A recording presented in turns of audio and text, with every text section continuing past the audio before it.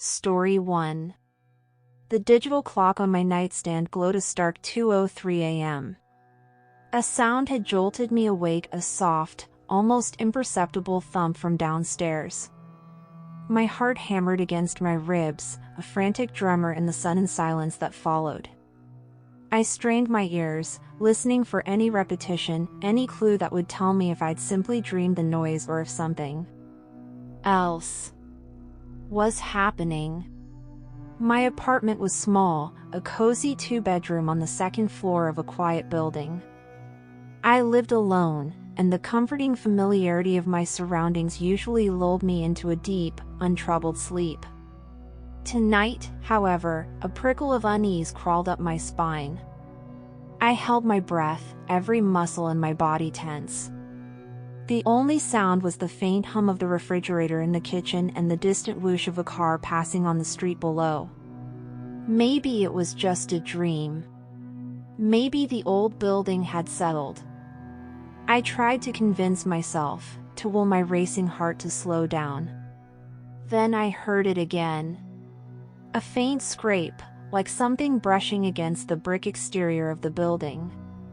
It came from the direction of the living room window, the one that looked out onto the small patch of lawn and the shadowy trees beyond.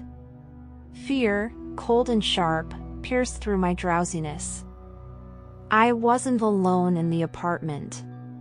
Slowly, cautiously, I reached for my phone on the nightstand. My fingers trembled as I fumbled with it, finally managing to unlock the screen. The bright light momentarily blinded me, and I squinted, trying to regain my focus. 911, my thumb hovered over the numbers, hesitating. Was I overreacting? What if it was just a branch tapping against the glass? But the scraping sound came again, this time accompanied by a soft rattling. It sounded like someone was trying to open the window. My blood ran cold. I slipped out of bed, my bare feet silent on the wooden floor. The apartment was shrouded in darkness, the only illumination the faint glow of the city lights filtering through the curtains. I moved like a shadow myself, hugging the wall as I made my way towards the bedroom door. My heart pounded in my ears, each beat echoing the growing terror in my chest. I had to see. I had to know what was happening. Reaching the door, I pressed my ear against the cool wood. Silence. Was it over? A sliver of hope flickered within me, quickly extinguished by another sound, a low, guttural thud from downstairs. It sounded like something heavy had been dropped. They were inside. Panic threatened to overwhelm me, but I fought it back. I had to be smart. I couldn't confront whoever was down there. My only advantage was that they didn't know I was awake. I backed away from the door, my mind racing. The front door was locked, deadbolt. The windows were all latched. But they had gotten in somehow. My eyes scanned the room, searching for anything I could use as a weapon. A heavy lamp on the dresser. A sturdy hairbrush. Neither felt adequate against a potential intruder. Then I remembered the kitchen knife block. Moving as silently as possible, I crept out of the bedroom and into the narrow hallway. The darkness seemed thicker here, pressing in on me, filled with unseen threats. Each creak of the floorboards beneath my feet felt deafening. I reached the kitchen, my hand outstretched towards the counter where the knife block stood. The faint moonlight filtering through the window illuminated the gleaming steel of the blades. I hesitated, my hand hovering over the largest chef's knife. Could I actually use this? Another sound from downstairs, a muffled footstep. It was closer now. They were moving through the apartment. There was no time to think. I gripped the handle of the knife, the cold steel a stark contrast to my clammy hand. My knuckles were white. I backed away from the kitchen, my eyes fixed on the doorway leading to the hallway. I would wait here, hidden in the shadows, and hope they didn't come this way. The silence stretched, each second feeling like an eternity. My breath hitched in my throat. I could hear my own heartbeat, loud and frantic. Then, a shadow fell across the doorway. A figure stood there, silhouetted against the faint light from the living room. I couldn't make out any details, only a dark shape in the gloom. They were tall, their head almost touching the door frame. My grip tightened on the knife. Fear warred with a desperate surge of adrenaline. The figure took a step into the hallway, and I instinctively lunged forward, the knife raised. "Who's there?" I yelled, my voice trembling but firm. The figure recoiled, letting out a startled gasp. In the dim light, I could now see a young face, wide-eyed and terrified. "It's just me," a shaky voice whispered. Confusion washed over me, momentarily eclipsing the fear. "Who are you?" The figure stepped further into the hallway, and I saw him clearly. It was my neighbor's teenage son, Carter, who lived in the apartment below mine. He was dressed in a hoodie and jeans, his face pale in the darkness. "Carter? What are you doing here?" I demanded, my voice still tight with adrenaline. His eyes darted around the hallway, landing on the knife in my hand. He flinched. I heard a noise," he stammered. "Downstairs, I thought someone was trying to break in." Relief flooded through me, so potent it almost made my knees buckle. But confusion remained. "You were trying to get into my apartment?" Carter's face flushed crimson. No, I thought the noise came from your place. I was trying to see if you were okay." The window. It looked like it was slightly open. I lowered the knife, my hands still trembling. I hadn't even noticed if the window was open. My mind had jumped to the worst possible conclusion. The thud I heard downstairs. I began. Carter's eyes widened. That was probably me.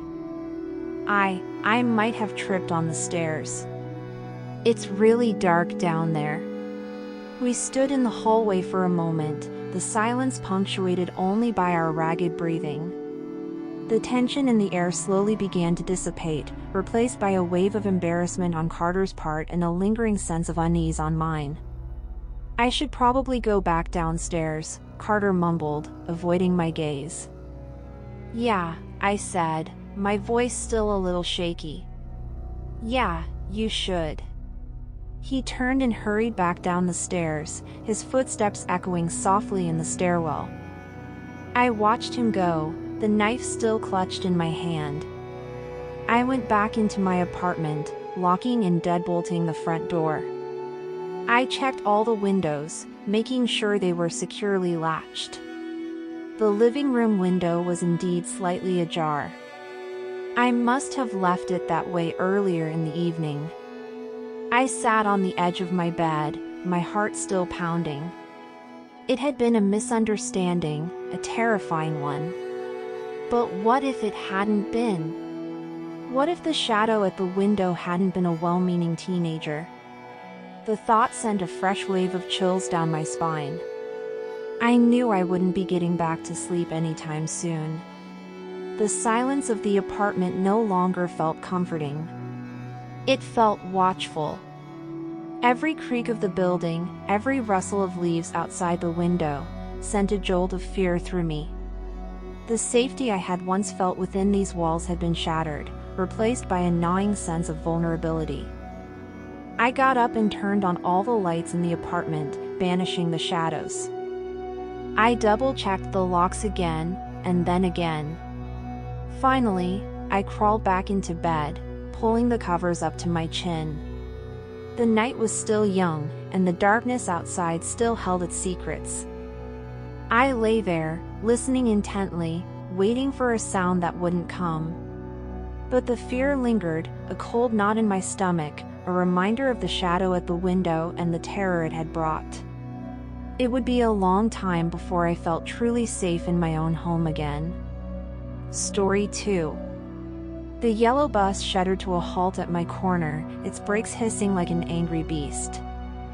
I grabbed my backpack and shuffled down the aisle, eager to be home after a long day of middle school.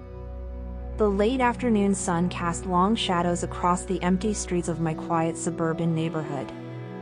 As I stepped off the bus, I glanced around. Everything seemed normal. Mrs. Henderson was watering her petunias across the street, and old Mr. Abernathy was puttering in his garden next door. A familiar sense of peace settled over me as I started my walk down Maple Street towards my house, which was about 2 blocks away. I usually enjoyed this short walk. It gave me a chance to decompress after school, to listen to music or just think. But today, something felt off. I couldn't quite put my finger on it, but there was a subtle unease that prickled at the back of my neck. I plugged in my earbuds and started my music, trying to shake off the feeling. But as I walked, I noticed a car slowly cruising behind me. It was an older model, a dark sedan, and it was moving at the same pace as me, a little too slowly for a car just passing through. I glanced back again, trying to get a better look at the driver, but the windows were tinted too dark. I couldn't see inside. A knot of anxiety tightened in my stomach. Maybe it was just someone who lived on the street, driving slowly for some reason. I tried to rationalize it, to tell myself I was being paranoid. But the car continued to follow me, maintaining the same unnerving distance. I picked up my pace, my heart starting to beat a little faster. The car also sped up slightly, still keeping pace. This wasn't a coincidence. Fear began to creep in, cold and insistent. I glanced around, looking for other people, for any sign of safety. But the street was deserted. Mrs. Henderson had gone inside, and Mr. Abernathy was now hidden behind a tall hedge. I was alone. I crossed the street, hoping the car would continue straight. But it followed me, its tires whispering on the asphalt. My breath hitched in my throat. This was really happening. Someone was following me. My mind raced, trying to figure out what to do. My house was still a block away. Could I make it? I started to run, my backpack bouncing against my back. The music in my ears suddenly felt intrusive, blocking out the sounds around me. I ripped out my earbuds, my senses on high alert. The car accelerated, its engine rumbling ominously behind me. I risked a quick glance over my shoulder and saw it gaining on me. Panic surged through me, a blinding wave of terror. I scanned the houses, desperately looking for help. Maybe someone would see me, would notice the car. But the windows remained blank and unseeing. Then I saw it, Mrs. Davison's house, just ahead. She was always home at this time, tending to her prize-winning roses. Her porch light was on. It was my only chance. I veered off the sidewalk and onto her lawn, sprinting towards the front door. I could hear the car slowing down on the street, its engine idling menacingly. I scrambled up the porch steps and pounded on the door, my fists hammering against the wood. "Mrs. Davison, help me!" I cried, my voice cracking with fear.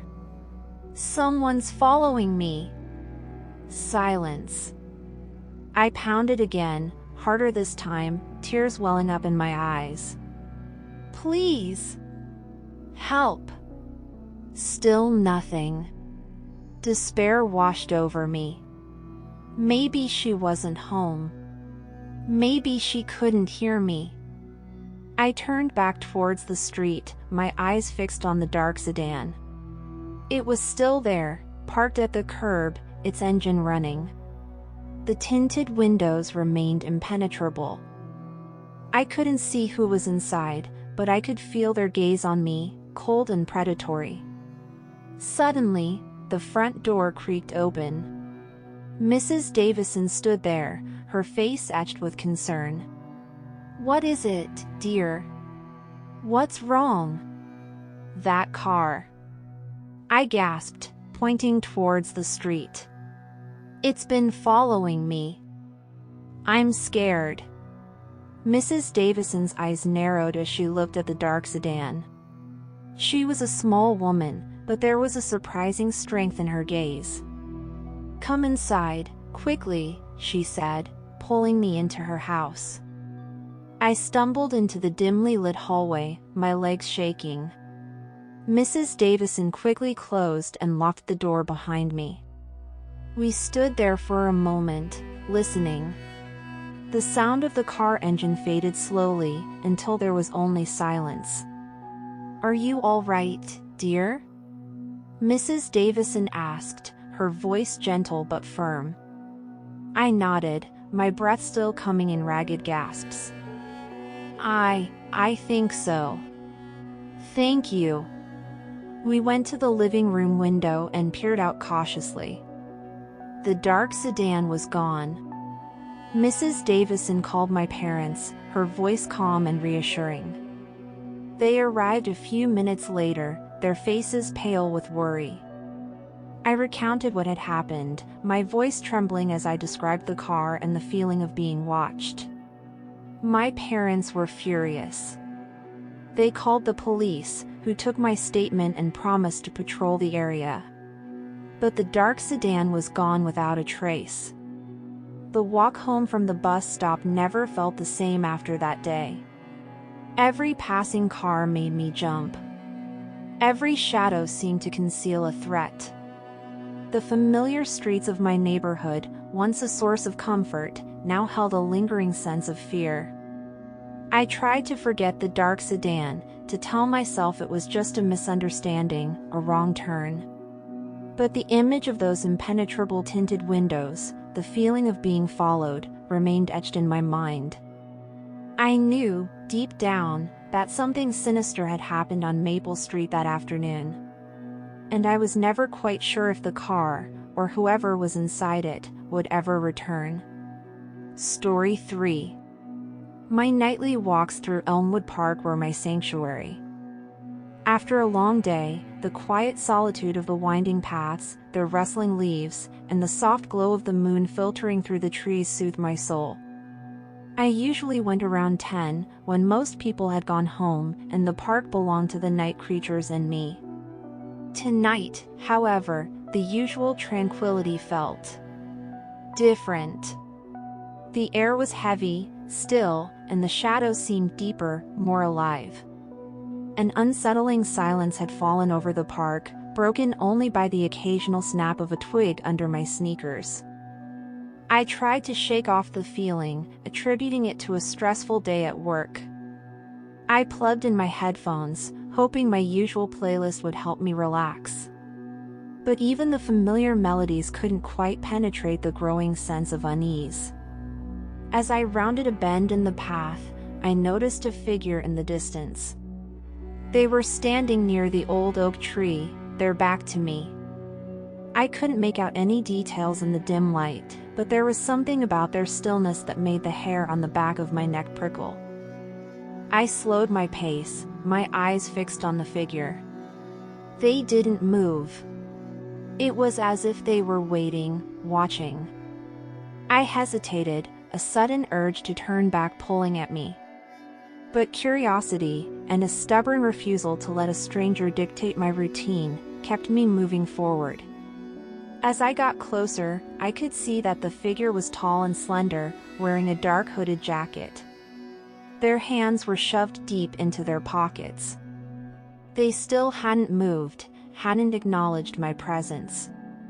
"Hello?" I called out, my voice echoing slightly in the stillness of the park. The figure remained motionless.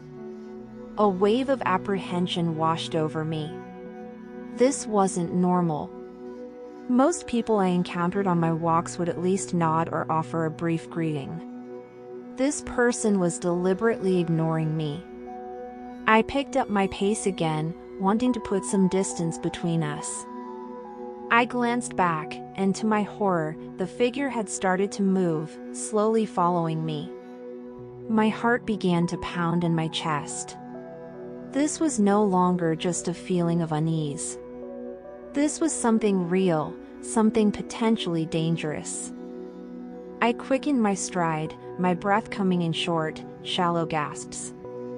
I could hear the soft crunch of leaves behind me, the unmistakable sound of someone following. I glanced around, trying to get my bearings.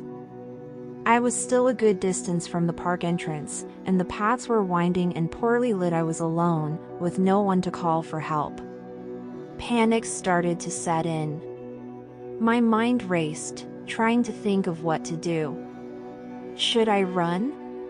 Should I confront them? Neither option felt safe. I decided to try and lose them. I veered off the main path and onto a smaller, overgrown trail that led deeper into the woods. The branches snagged at my clothes, and the uneven ground made it difficult to run. I risked another glance back. The figure was still there, their dark silhouette moving silently through the trees. They were keeping pace with me, their movements unnervingly fluid. Fear gave me a surge of adrenaline. I pushed myself to run faster, my lungs burning, my muscles screaming in protest.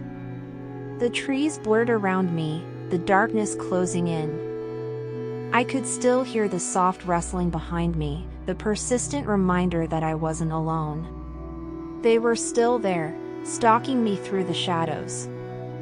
I stumbled and nearly fell, catching myself on a low-hanging branch. I paused for a moment, trying to catch my breath and listen. The rustling had stopped. Had I lost them? I held my breath, straining my ears.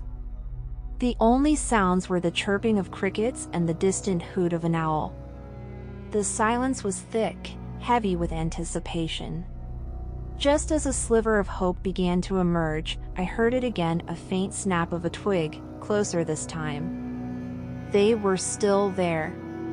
Despair washed over me. I was trapped in this dark labyrinth, hunted by an unseen pursuer. I started to walk again, more cautiously this time, trying to be as silent as possible. I stuck to the shadows, using the trees as cover. The sight of the lamppost at the edge of the park filled me with a desperate surge of energy.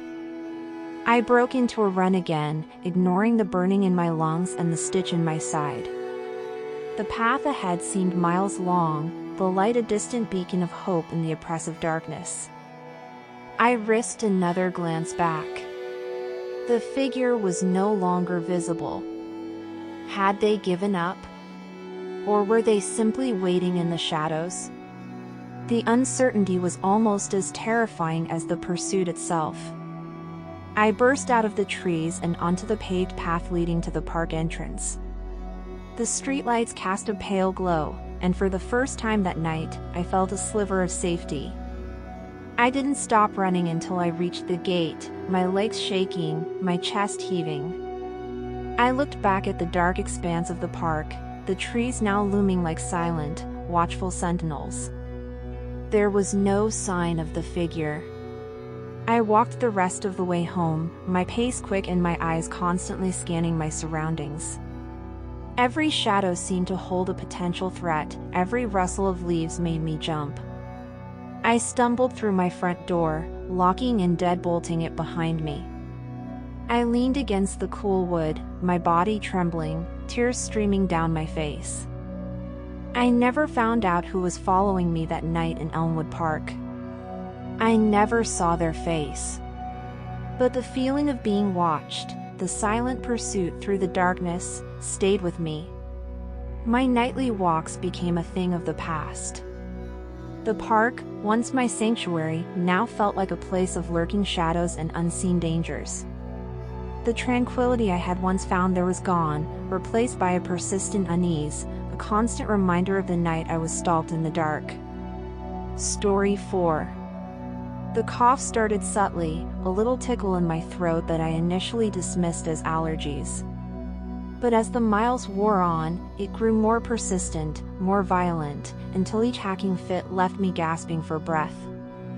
I was on a long road trip, heading back home after visiting family, and the late hour meant the highway was mostly deserted.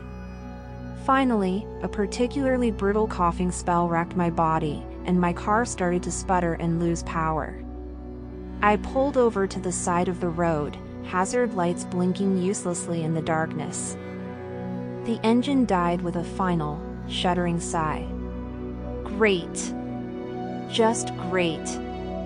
Miles from anywhere, in the middle of the night, and now this. I tried the ignition, but the engine wouldn't even turn over. I was stranded. I fumbled for my phone, but the screen remained stubbornly blank. No signal. Of course. A wave of frustration washed over me, quickly followed by a prickle of unease. The highway was dark and quiet, the only sounds the occasional whoosh of a passing truck and the distant hum of the wind. I was completely alone. I sat there for a few minutes, trying to think clearly. My best bet was probably to wait until morning, when hopefully someone would pass by. But the thought of spending the entire night alone on the side of a deserted highway sent a shiver of fear down my spine. Just as I was starting to feel a real sense of panic, I saw headlights approaching in the distance. Relief flooded through me. Finally, help. A car pulled over a short distance in front of me, its headlights illuminating my stranded vehicle. A figure emerged from the driver's side. "You all right there?" the person called out, their voice muffled by the distance. "My car broke down," I replied, my voice hoarse from coughing. "I don't have any signal on my phone." The figure started walking towards me. As they got closer, I could see it was a man, tall and broad-shouldered. He was wearing a baseball cap pulled low over his eyes, and his face was obscured by the shadows. "Rough luck," he said, his voice deep and gravelly. "See if I can take a look." He walked over to my car and peered under the hood. I watched him nervously.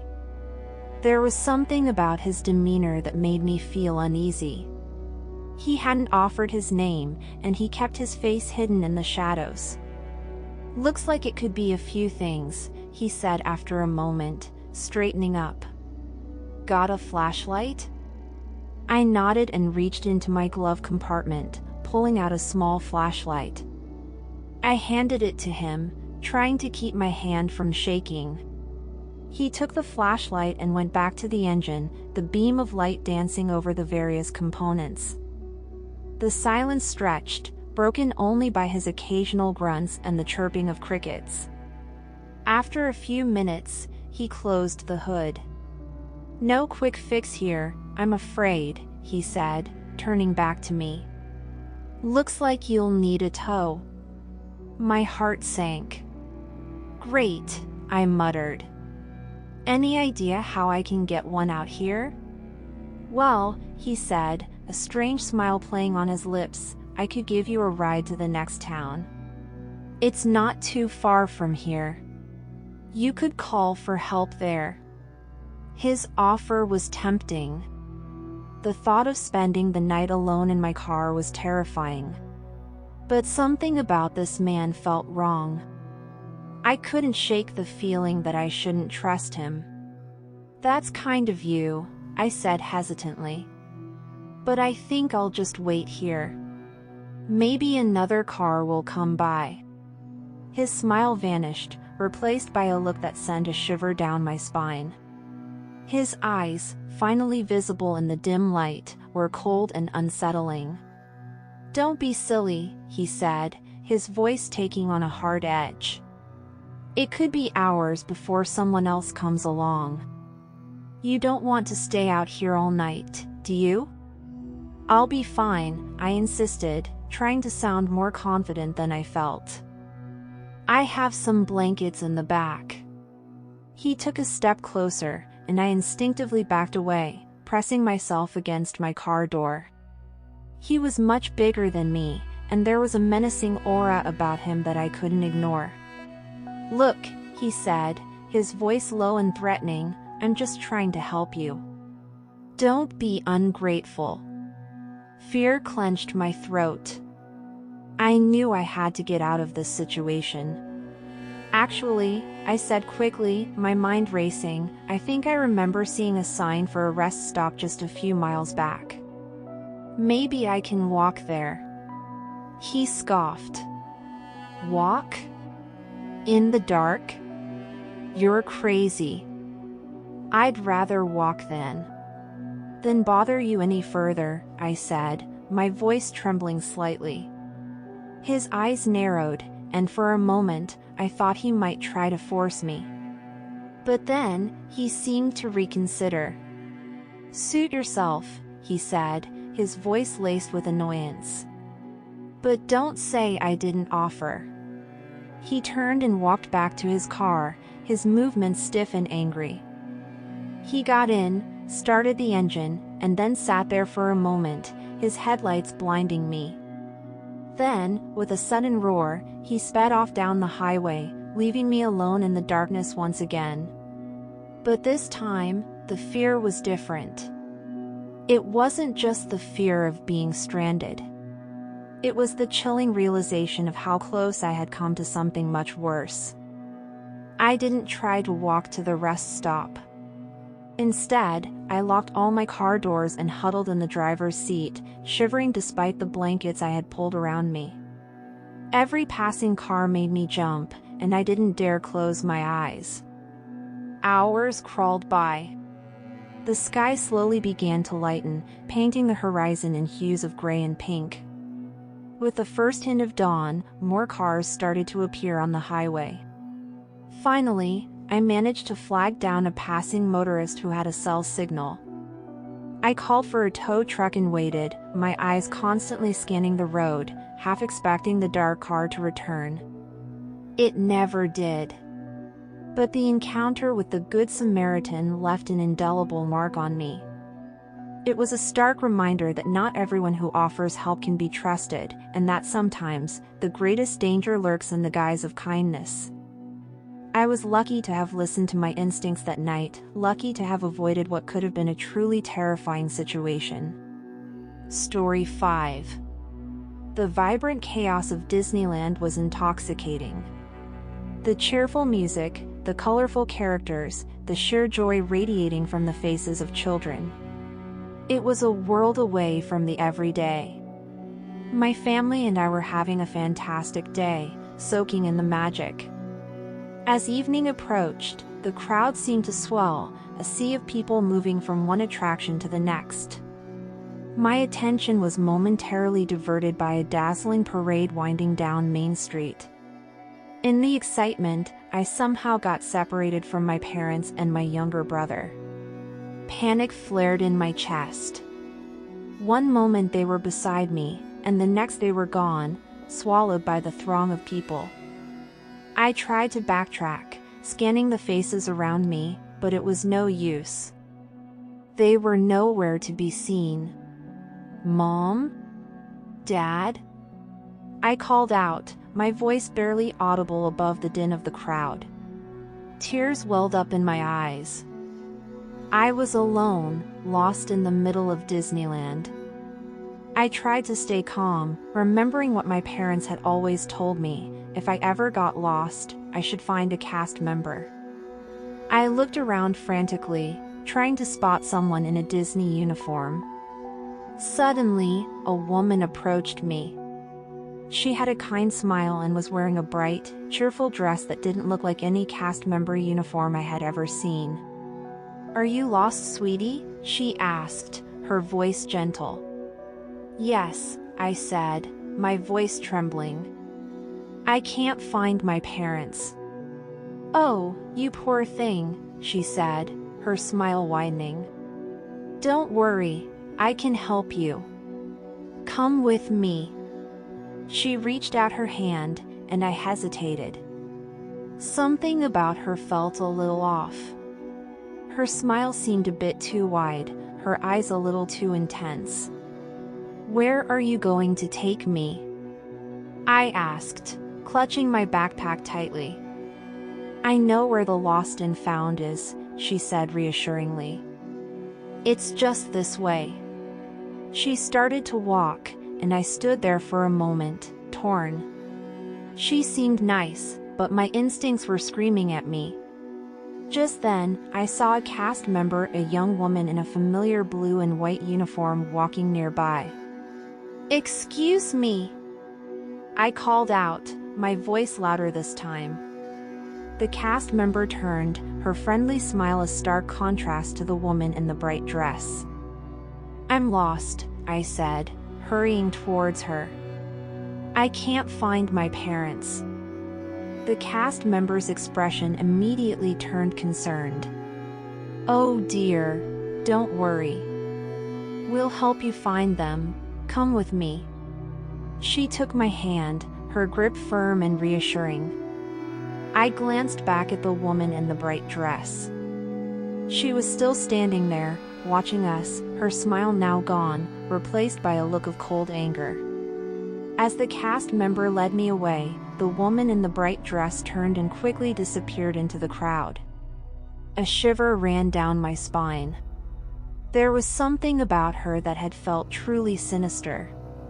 The cast member took me to the park's Lost and Found, where, after what felt like an eternity, I was reunited with my frantic parents and tearful brother. Where were you? My mom cried, hugging me tightly. We were so worried.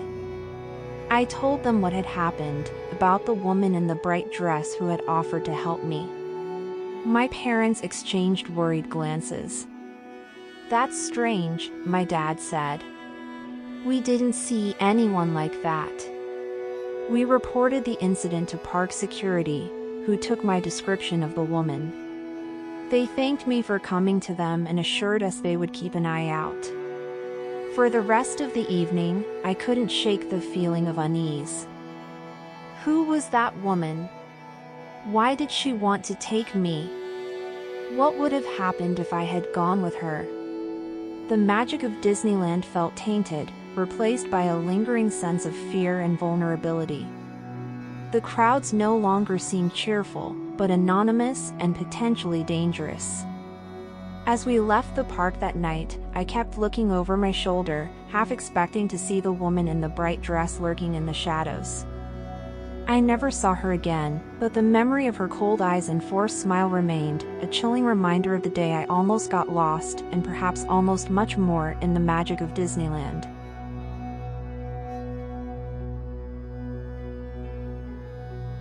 But if I lay down and I play dead and I stay dead, maybe you'll get sick of being the monster out of my head, under my bed, thinking something